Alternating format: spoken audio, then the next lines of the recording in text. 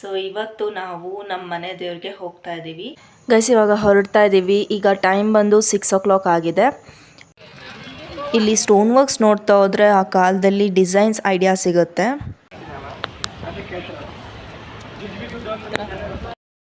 ಅದಾದಮೇಲೆ ನಾವು ಗಗನಚುಕ್ಕಿ ಮತ್ತು ಭರಚುಕ್ಕಿಗೆ ಹೋದ್ವಿ. ನಮ್ಮಮ್ಮ ಇವಾಗ ಯಾವ ರೀತಿ ಮಡ್ಲಕ್ಕಿ ಕೊಡೋದು ಅಂತ ನನಗೆ ತೋರಿಸ್ಕೊಡ್ತಾ ಇದ್ರು. ಇವಾಗ ನಾವು ಎಲ್ಲಿದ್ದೀವಿ ಅಂದರೆ ನಮ್ಮ ದೊಡ್ಡಮ್ಮನ ಮನೇಲಿ ನೋಡ್ತಾ ಇದ್ದಾಳೆ. ಹಾಯ್ ರಾಕಿ.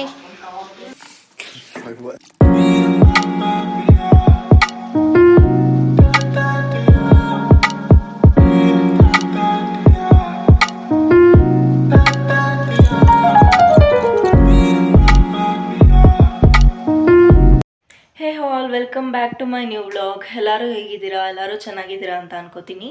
ಸೊ ಇವತ್ತು ನಾವು ನಮ್ಮ ಮನೆ ದೇವ್ರಿಗೆ ಹೋಗ್ತಾ ಇದ್ದೀವಿ. ಆ್ಯಕ್ಚುಲಿ ಇದನ್ನು ನಾವು 4 days ಬ್ಯಾಕ್ ಪ್ಲ್ಯಾನ್ ಮಾಡಿದ್ವಿ. ಹಾಗೆ ಇವಾಗ ಹೊರಡ್ತಾ ಇದ್ದೀವಿ. ನೆನ್ನೆ ಎಲ್ಲ ಫುಲ್ ಪ್ಯಾಕಿಂಗ್ ಆಗಿತ್ತು ಬಟ್ಟೆ ಎಲ್ಲ. ಸೊ ಇವಾಗ ಟೈಮ್ ಬಂದು ಮಾರ್ನಿಂಗ್ 4:30 ಆಗಿದೆ. ಹಾಗೆ ನಮ್ಮ ಮನೆ ದೇವ್ರು ಯಾವುದು ಮತ್ತು ಏನಕ್ಕೆ ಹೋಗ್ತಾ ಇದ್ದೀವಿ ಅನ್ನೋದೆಲ್ಲ ನಾನು ನಿಮಗೆ ಡೀಟೇಲ್ಸ್ ಮುಂದೆ ಹೇಳ್ತಾ ಹೋಗ್ತೀನಿ. ಹೇಗೆ ಕಾಣ್ತಾ ಇದ್ದೀನಿ? ಪ್ರಿಟಿ.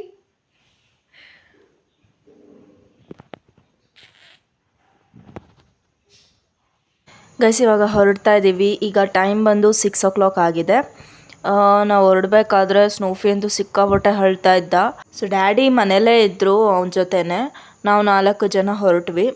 ಬಟ್ ಆದ್ರೂ ಅವನಿಗೆ ನಾವೆಲ್ಲ ಹೊರಡ್ತಾ ಇದ್ದೀವಿ, ಎಲ್ಲೋ ಬಿಟ್ಟು ಹೋಗ್ತಾ ಇದ್ದಾರೆ ಅನ್ನೋ ಥರ ಫೀಲ್ ಅವನಿಗೆ, ಡ್ಯಾಡಿ ಇದ್ರೂ. ಹಾಗೆ ಈ ಸತಿ ಬಸ್ಸಲ್ಲೇ ಹೋಗೋಣ ಅಂತ ಅಂದ್ಕೊಂಡಿದ್ವಿ. ಆ್ಯಕ್ಚುಲಿ ಇವತ್ತು ಸ್ಯಾಟರ್ಡೆ ಅಲ್ವಾ, ತುಂಬ ಜನ ಊರಿಗೆ ಹೋಗೋರು ಇರ್ತಾರೆ, ತುಂಬ ಟ್ರಾಫಿಕ್ ಆಗುತ್ತೆ ಅಂದ್ಬಿಟ್ಟು ನಾವು ಬೇಗ ಹೊರಟ್ವಿ. ಹಾಗೆ ಟಿಫನ್ ಮಾಡಿಕೊಂಡು ಮೈಸೂರಿಗೆ ಬಸ್ ಹತ್ತಿದ್ವಿ. ಸೊ ಹಾಗೆ ಹೇಳದ್ನಲ್ವಾ ಯಾವ ದೇವಸ್ಥಾನಕ್ಕೆ ಹೋಗ್ತಾ ಇದ್ದೀನಿ, ಏನಕ್ಕೆ, ರೀಸನ್ ಏನು ಅಂತ. ನಮ್ಮ ಮನೆ ದೇವ್ರು ಬಂದು ಶಿಂಷಾ ಮಾರಮ್ಮ. ಎವ್ರಿ ಇಯರ್ ಅನ್ಕೊಳ್ತಾ ಇದ್ವಿ ನಾವು ಹೋಗಬೇಕು ಅಂತ, ಹೋಗೋಕೆ ಆಗ್ತಾ ಇರಲಿಲ್ಲ. ಅಂದರೆ ಏನಾದ್ರು ಒಂದು ವರ್ಕ್ ಬಂದ್ಬಿಡೋದು, ಇಲ್ಲ ನಮಗೆ ಕಾಲೇಜ್ ಇರೋದು, ಡ್ಯಾಡಿಗೆ ಏನಾದರೂ ಕೆಲಸ ಇರ್ತಾ ಇತ್ತು. ಸೊ ಅದರಿಂದ ಹೋಗ್ಬೇಕಂದ್ರೆ ಹೋಗೋಕೆ ಆಗ್ತಾ ಇರಲಿಲ್ಲ. ಈ ಸತಿ ಏನಾದರೂ ಆಗಲಿ ಹೋಗೋಣ ಅಂತ ಡಿಸೈಡ್ ಮಾಡಿದ್ವಿ. ಇನ್ನೊಂದು ಏನಪ್ಪ ಅಂದರೆ ನಮ್ಮ ಮನೆ ದೇವ್ರಿಗೆ ಅಟ್ಲೀಸ್ಟ್ ವರ್ಷಕ್ಕೆ 1 ಸಲ ಇಲ್ಲ 2 ಸಲ ಆದರೂ ಹೋಗಬೇಕು. ಸೊ ಅದರಿಂದ ನಮಗೆ ಬ್ಲೆಸ್ಸಿಂಗ್ಸ್ ಜಾಸ್ತಿ ಸಿಗುತ್ತೆ. ಗೈಸ್ ಇವಾಗ ಮಧ್ಯರಂಗ ಸ್ವಾಮಿ ಟೆಂಪಲ್ಗೆ ಬಂದಿದ್ವಿ. ನಮ್ಮನೆ ದೇವ್ರಿಗೆ ಹೋಗಬೇಕಾಗಿತ್ತು. ಏನಾಗೋಯ್ತು, ಸ್ವಲ್ಪ ಟ್ರಾವೆಲ್ ಲೇಟ್ ಆಗೋಯ್ತು, ರಶ್ ಇತ್ತು, ಟ್ರಾಫಿಕ್ ಜಾಸ್ತಿ ಇತ್ತು. ಇವತ್ತು ಶನಿವಾರ ಬೇರೆ ಅಲ್ವಾ.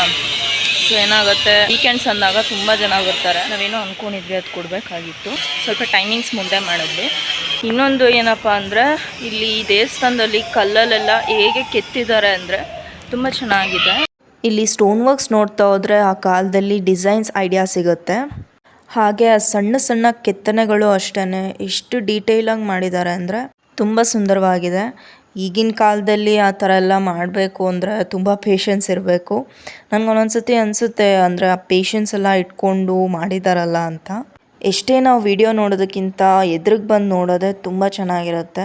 ಯಾಕಂದರೆ ಅವಾಗ ನಾವು ಡೀಟೇಲಾಗಿ ಒಂದೊಂದನ್ನೇ ನಾವು ಸ್ಟೆಪ್ ಬೈ ಸ್ಟೆಪ್ ನೋಡ್ಕೊಂಡು ಹೋಗ್ಬೋದು. ಹಾಗೆ ಡೈರೆಕ್ಟಾಗಿ ಬಂದು ನೋಡಿದಾಗ ನಾವು ಕಾರ್ವಿಂಗ್ದು ಫೀಲ್ ಮಾಡ್ಬೋದು, ಲೈಕ್ ಯಾವ ಥರ ಡಿಸೈನ್ ಮಾಡಿದ್ದಾರೆ ಅಂತ. ನನಗೆ ನೋಡ್ತಿದ್ರೆ ನೋಡ್ತಾನೆ ಇರಬೇಕು ಅನಿಸ್ತಿತ್ತು ಒಂದೊಂದೂ, ಬಿಕಾಸ್ ಅಷ್ಟು ಮಾಡಿದ್ದಾರೆ ಅವ್ರು ಸ್ಟೋನ್ ವರ್ಕ್ಸು. ಆ್ಯಂಡ್ ಇದು ವಿಷ್ಣು ದೇವರು ನೋಡಿ, ನೀವು ಒಂದ್ಸತಿ ವಿಸಿಟ್ ಮಾಡಿ. ತುಂಬ ಚೆನ್ನಾಗಿದೆ ದೇವಸ್ಥಾನ ಮಾತ್ರ, ಆ್ಯಂಡ್ ತುಂಬ ಪೀಸ್ಫುಲ್ ಆಗಿರುತ್ತೆ. ಇವಾಗ ನಾವು ಹೊರಡ್ತಾ ಇದ್ದೀವಿ.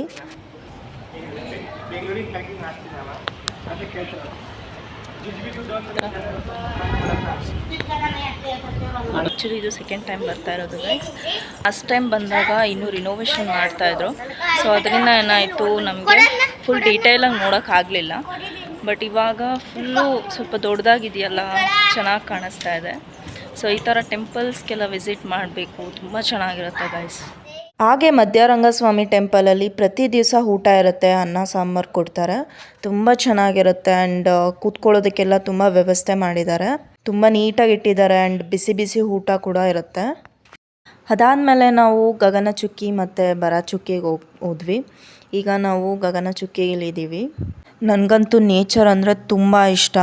ಅದರಲ್ಲೂ ಈ ಥರ ಇದ್ದಾಗಂತೂ ಇನ್ನೂ ನನಗೆ ತುಂಬ ಇಷ್ಟ ಆಗುತ್ತೆ. ನೋಡಿ ಆ ವಾಟರ್ ಫಾಲ್ಸ್ಗೆ ಫಾಗ್ ಥರ ಬರ್ತಾ ಇದೆ, ಆ ಫೋರ್ಸ್ಗೆ. ವಿಡಿಯೋಗಿಂತ ಡೈರೆಕ್ಟಾಗಿ ಬಂದು ನೋಡಬೇಕು, ಆಗಂತೂ ಅಮೇಝಿಂಗ್ ಆಗಿರುತ್ತೆ. ಇವಾಗ ಭರಚುಕ್ಕಿಗೆ ಬಂದ್ವಿ. ಆ್ಯಕ್ಚುಲಿ ಮೊದಲು ಟೋಕನ್ಸ್ ಇರಲಿಲ್ಲ, ಇವಾಗ ಟೋಕನ್ ಇದೆ. ಸೊ ಪೇ ಮಾಡಿಬಿಟ್ಟು ನಾವು ವಿಸಿಟ್ ಮಾಡಬೇಕು ಒಳಗಡೆ. ಸೊ ಪರ್ ಪರ್ಸನ್ಗೆ ಅಂದರೆ ಒಬ್ಬ ಪರ್ಸನ್ಗೆ 10 ರುಪೀಸ್ ತೊಗೊತಾರೆ. ನಮ್ಮಮ್ಮ ಇವಾಗ ಯಾವ ರೀತಿ ಮಡ್ಲಕ್ಕಿ ಕೊಡೋದು ಅಂತ ನನಗೆ ತೋರಿಸ್ಕೊಡ್ತಾಯಿದ್ರು. ಮುಂದೆ ನನಗೂ ಗೊತ್ತಾಗಬೇಕಲ್ವ, ಅದಕ್ಕೆ. ಈಗ ಒಂದು ಬ್ಲೌಸ್ ಪೀಸ್ನ ಸಪ್ರೇಟಾಗಿ ತೊಗೋಬೇಕು. ಆ ಬ್ಲೌಸ್ ಪೀಸ್ನ ತಟ್ಟೆ ಮೇಲಿಟ್ಟು 5 ಇಡಿ ಆಗೋಷ್ಟು ಅಕ್ಕಿನ ಹಾಕಬೇಕು.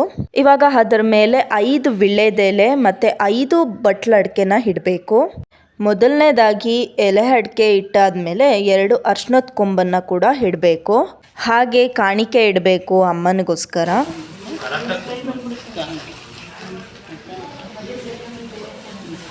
ಅದಾದಮೇಲೆ 2 ಕೊಬ್ಬರಿ ಬಟ್ಲು. ಕೆಲವರು ಕೊಬ್ಬರಿ ಬಟ್ಲಿಗೆ ಉರ್ಗಡ್ಲೆನ ತುಂಬ್ತಾರೆ. ನನಗೆ ಹೇಳ್ಕೊಟ್ಟಿರೋದು ಹೇಗೆ ಅಂದರೆ 2 ಕೊಬ್ಬರಿ ಬಟ್ಲಿಗೂ ಡ್ರೈ ಫ್ರೂಟ್ಸ್ನ ತುಂಬಬೇಕು. ಯಾವ್ದ್ಯಾವ್ದಂದರೆ ಗೋಡಂಬಿ, ದ್ರಾಕ್ಷಿ, ಬಾದಾಮಿ, ಕಲ್ಸಕ್ಕರೆ, ಖರ್ಜೂರ ಇದೆಲ್ಲ ತುಂಬಬೇಕು. ಅದ್ಯಾವುದೂ ಇಲ್ಲ ಅಂದರೆ ಹುರ್ಗಡ್ಲೆನ ತುಂಬೋದು. ಹಾಗೆ ಒಂದು ಬಿಚ್ಚೋಲೆ, ಅದರಲ್ಲೇ ಎಲ್ಲ ಸೆಟ್ ಬಂದ್ಬಿಟ್ಟಿರುತ್ತೆ. ಹಾಗೆ ಅರಿಶಿನ, ಕುಂಕುಮ, 1 ಹಚ್ಚ ಬೆಲ್ಲ ಕೂಡ ಹಾಕ್ಬೋದು, ಇಲ್ಲ ಅಂದರೆ 2 ಹಚ್ಚ ಬೆಲ್ಲ ಕೂಡ ಹಾಕ್ಬೋದು.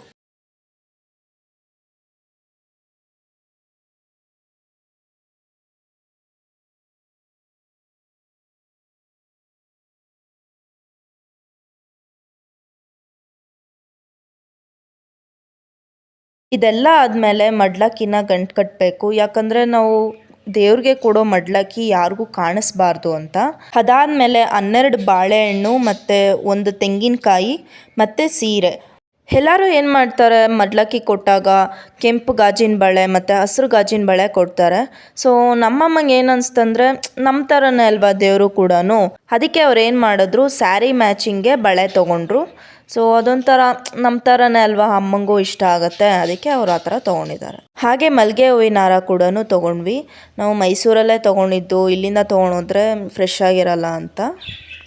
ಫೈನಲಿ ನಾವು ಮಡ್ಲಕ್ಕಿನ ಈ ಥರ ರೆಡಿ ಮಾಡ್ಕೊಂಡಿದ್ವಿ. ಅದಾದಮೇಲೆ ಬೆಲ್ಲದ ಆರತಿ ಮಾಡೋದಕ್ಕೆ ರೆಡಿ ಮಾಡ್ಕೋತಾ ಇದ್ವಿ. ಈಗ ಒಂದು ದೊನ್ನೆ ಪ್ಲೇಟಲ್ಲಿ ಒಂದು ಸ್ವಲ್ಪ ಅಕ್ಕಿನ ಹಾಕಿ 2 ಅಚ್ಚು ಬೆಲ್ಲ ಇಟ್ಬಿಟ್ಟು ಹೂವದಲ್ಲಿ ಅಲಂಕಾರ ಮಾಡಿ ತುಪ್ಪದ ಆರತಿ ರೆಡಿ ಮಾಡ್ಕೊಂಡ್ವಿ. ಇವಾಗ ದೇವ್ರಿಗೆ ಪೂಜೆ ಮಾಡ್ತಿದ್ದಾರೆ. ನಾವು ಮಡ್ಲಕ್ಕಿ ಕೊಟ್ಟ ಮೇಲೆ ಇನ್ನೂ ಒಂಥರ ತುಂಬ ಖುಷಿ ಆಯಿತು. ಅಮ್ಮನ ನೋಡೋಕ್ಕೂ ತುಂಬ ಮುದ್ದಾಗಿ ಕಾಣಿಸ್ತಾ ಇದ್ರು. ಅದೆಲ್ಲ ಆದಮೇಲೆ ಈ ಸತಿ ಸಾಟರ್ಡೆ ಅಲ್ವಾ, ಸೊ ಯಾರೂ ಜನ ಇರಲಿಲ್ಲ. ಲೈಕ್ ಯಾರಿಗೆ ನಾವು ಅರ್ಶಿನ ಕುಂಕುಮ ಕೊಡಬೇಕು ಅಂತ ತುಂಬ ಯೋಚನೆ ಮಾಡ್ತಿದ್ವಿ. ಆಮೇಲೆ ಮಿರಾಕಲ್ ಅನ್ನೋ ಹಾಗೆ 5 ಜನ ಮುತ್ತೈದೆಯರು ಬಂದಿದ್ದರು, ಅರ್ಶಿನ ಕುಂಕುಮ ಕೊಡ್ತಾರೆ ಅಂತ ಕೂತಿದ್ರು. ಸೊ ನನಗಂತೂ ಫುಲ್ ಸರ್ಪ್ರೈಸಿಂಗ್ ಅನಿಸ್ತು. ಯಾಕಂದರೆ ಯಾರೂ ಇರಲಿಲ್ಲ ನಾವು ಪೂಜೆ ಮಾಡಿಸಿದಾಗ. ಸೊ ಒಂಥರ ಅಮ್ಮಂದೇ ಮಿರಾಕಲ್ ಅಂತ ನನಗೆ ಅನಿಸ್ಬಿಡ್ತು.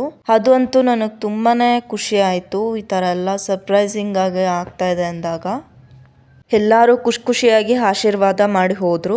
ಯಾಕೆ ಮಿರಾಕಲ್ ಅಂತ ಅನಿಸ್ತು ಅಂದರೆ, ನಾವು ಹೋದಾಗ ಬರೀ ನಮ್ಮ ಫ್ಯಾಮಿಲಿ ಮಾತ್ರ ಇದ್ದಿದ್ದು, ಯಾರೂ ಇರಲಿಲ್ಲ. ಅದು ಸಾಟರ್ಡೆ ಅಲ್ವಾ, ಸೊ ಇದೆಲ್ಲ ಆದಾಗ ಸರ್ಪ್ರೈಸಿಂಗ್ ಆಗಿದ್ದಾಗ ಆಬ್ವಿಯಸ್ಲಿ ಖುಷಿಯಾಗತ್ತೆ. ಅವರು ಖುಷಿಯಾಗಿ ಅರ್ಶಿನ ಕುಂಕುಮ ಕೊಡ್ತಾರೆ ಅಂತ ಕೂತಿದ್ರಲ್ವಾ, ಅದಂತೂ ತುಂಬ ಇಷ್ಟ ಆಯಿತು. ಅದಾದಮೇಲೆ ಫುಲ್ಲು ಜೋರು ಮಳೆ ಬಂದುಬಿಡ್ತು. ಸೊ ಅವ್ರ ದರ್ಶನ ಆಯಿತು. So we are so happy. Late ಆದ್ರೂ ಪರವಾಗಿಲ್ಲ, ಬಟ್ ಭಕ್ತಿಯಿಂದ ಆಯಿತು, ಅದೇ ನನಗೆ ಖುಷಿ ಆಯಿತು. ಮನೆಗೆ ಬಂದ್ವಿ. ಇವಾಗ ನಾವು ಎಲ್ಲಿದ್ದೀವಿ ಅಂದರೆ ನಮ್ಮ ದೊಡ್ಡಮ್ಮನ ಮನೇಲಿ. ಏನಪ್ಪ ಇವತ್ತು ಸ್ಪೆಷಲ್ ಅಂದರೆ ನಾಟಿ ಕೋಳಿ ಸಾಂಬಾರು. Guys good morning. ಇವತ್ತು ಮನೇಲಿ ಏನು ಸ್ಪೆಷಲಪ್ಪ ಅಂದರೆ ಚಿಕನ್ ಕಬಾಬ್, ಮಟನ್ ಚಾಪ್ಸ್ ನಾನು ಮಾಡಿದೆ. ಸೊ ಇನ್ಸ್ಟಾದಲ್ಲಿ ನಾನು ರೆಸಿಪಿ ಹಾಕಿದ್ನಲ್ಲ, ಸೊ ಅದನ್ನು ಟ್ರೈ ಮಾಡೋಣ ಅಂತ ಮಾಡಿದೆ. ಆ್ಯಂಡ್ ಇನ್ನೊಂದು ನಾನು ಎಗ್ ಹಾಲು ಕಟ್ಲೆಟ್ ಮಾಡೋಣ ಅಂದ್ಕೊಂಡಿದ್ದೀನಿ. ಅಂದರೆ ಸುಚಿಯಕ್ಕ ತಿಂದಿದ್ಲು ನಮ್ಮ ಮನೆಗೆ ಬಂದಾಗ. ದೊಡ್ಡಮ್ಮ ಮತ್ತು ಕಾರು ಅಣ್ಣ ತಿಂದಿರಲಿಲ್ಲ, ಸೊ ಅವ್ರಿಗೆ ಮಾಡ್ಕೊಡೋಣ ಅಂತ ಅಂದ್ಕೊಂಡಿದ್ದೀನಿ. ಅಕ್ಕ ಕಬಾಬ್ ಮಾಡ್ತಿದ್ದಾಳೆ, ಸಂಡೇ ಸ್ಪೆಷಲ್. ಹಾಗೆ ಇದು ಮಟನ್ ಚಾಪ್ಸ್. ಹಾಯ್ ರಾಕಿ, ನೋಡಿಲಿ ರಾಕಿ. Hi rakhi, hello.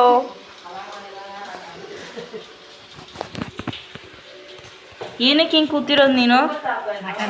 ಹಾಂ, ಮಟನ್ ಸಾರು ಆಯ್ತಲ್ಲ, ಎಲ್ಲ ತಿಂದಲ್ಲ ಮೂಳೆ ಎಲ್ಲ.